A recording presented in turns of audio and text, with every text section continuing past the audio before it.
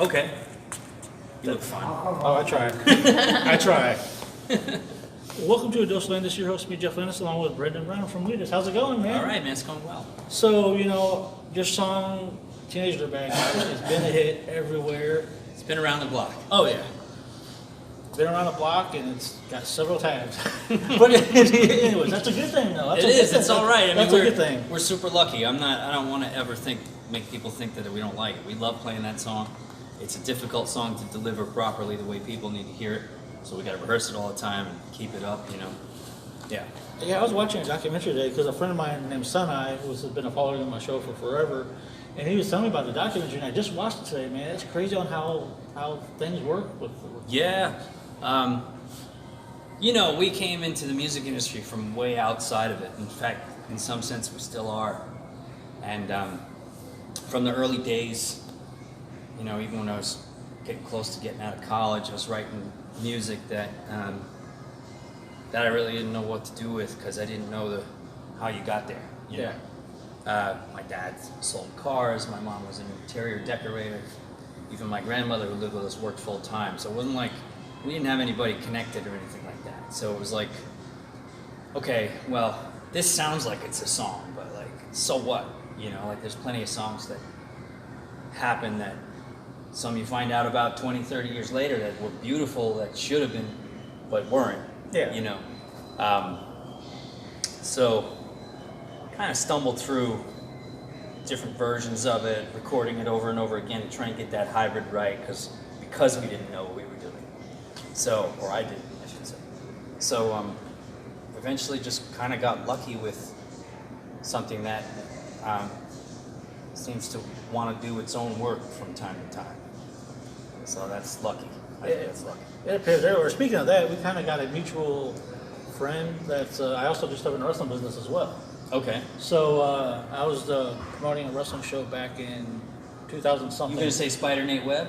Damn, you beat me to it. He was just here, man. You beat me to the fucking punch. He's on the road right now with our van, taking it up serious? to Columbia. He's running an errand for me. He's like, help me out. He's one of our he's a family member. Yeah. He's in the family. He's trusted, That's trusted pal. When I think Indiana, I think about him, and that's it. And Axl Rose, but Nate first. Soon Jeff Landis. No, I'm just kidding. Just kidding. Yeah, man. But like I said, because me and Joe were talking about that, I was like, man, Nate was actually one of my wrestlers that was on the show because he fought Stevie Lee, and then I seen you perform for them. Yeah, him walked as well. in, I was we like, played him in. Yeah, that's awesome.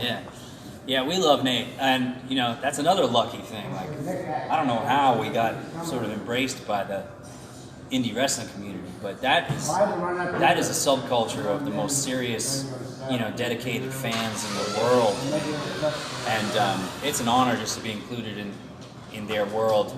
And it was Nate that did it. I mean, Nate's been walking out to Teenage Dirtbag since it came out for 22 years or whatever. So, he's one of our. Even though we weren't friends for a long time, we didn't know each other. We were overseas, and I would see a video here and there and not really know who he was. I wasn't connected to the indie wrestling thing in the States. So we finally hooked up in 2018 at Joey Janela's Lost in New York. And we got to do a thing together finally. And we just hit it off that day, and then I got to beat the shit out of MJF, which was really satisfying. Nobody can stomp that guy enough. Everyone was getting his hands up. Yeah. You know what he does, too. Yeah, man. And it was just a magic day. And ever since then, we've been real tight. We talk on the phone at night and stuff. We're friends like that. Oh, that's good, though. Yeah. Because, again, like I said, as an entertainment business, man, you got to connect to everybody and everybody. Well, he's another outsider. He came into, I guess, professional wrestling from nowhere, from out in Indiana. So we have similar stories.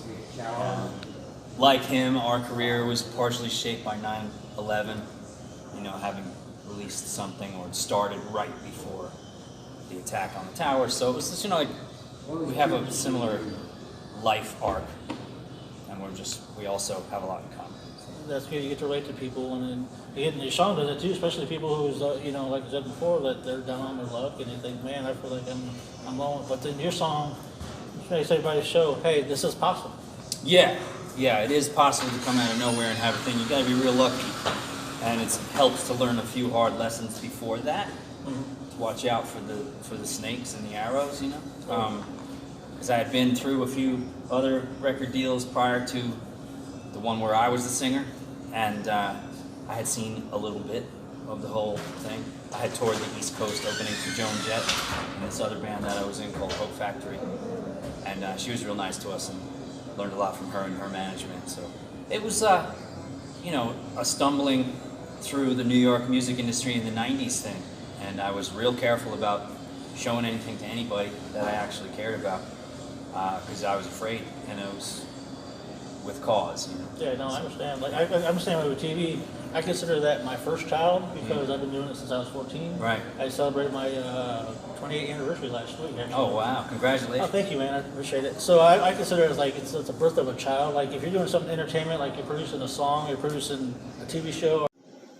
Early on, I wrote the song and finished it in about 1995. I had that riff going all the way back to high school, but I finished it in around that time, around mid-1995. And I was so careful with it. I didn't show it to anybody. I recorded it once on a 4-track. I recorded it another time on another little system that I was building. I recorded it a third time, which wound up being the demos that we were giving away at shows. And then we got signed by Columbia for that third incarnation. And when they wanted to put that out, I asked them to wait. I said, you know, give us a month and 50 grand and we can do better. And that's the record, you know, the 4th try. So 4th time's a charm, turns out. And the whole process was learning how to make this strange sounding record that had this sort of James Taylor kind of LL Cool J verse, but then had, or a little bit of Paul Simon, but then had this like Metallica, Dinosaur Jr., AC/DC chorus, and trying to find that hybrid. I knew that if I went into like a producer with that or rented studio time in New York, that they would have laughed at me asking for something like that, because that's kind of ridiculous. So I had to go into the woodshed and kind of learn how to do it myself. So it was all prototyping the whole time, you know. And the 4th prototype is the one that you hear on the record. Yeah, everybody loves it for sure.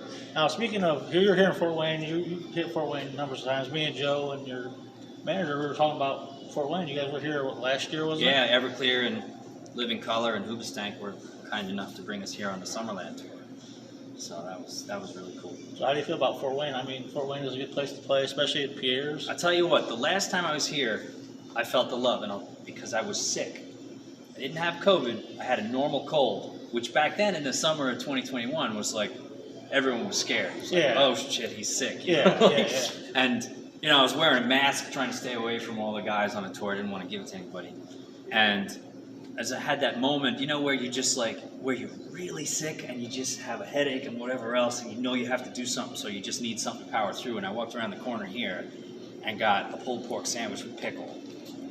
And it was so good and so like perfectly spicy that my head cleared up, and I jumped on stage and had a great show. Oh, hell, and it was like the food of Fort Wayne just saved me in that one moment. So I have nothing but love for this place, because it can go the other way. You know? That's true. Like I was telling your manager too, man, if you ever need me with TV, come down here, interview you all the time, be down here as well. Thanks, man. Yeah, we'll bug you next time. Thank you. That's fine. Yeah. What's also kind of crazy is another connection, because again, entertainment business, you know, you've been doing it for forever too. Mm-hmm. It's all about making connections.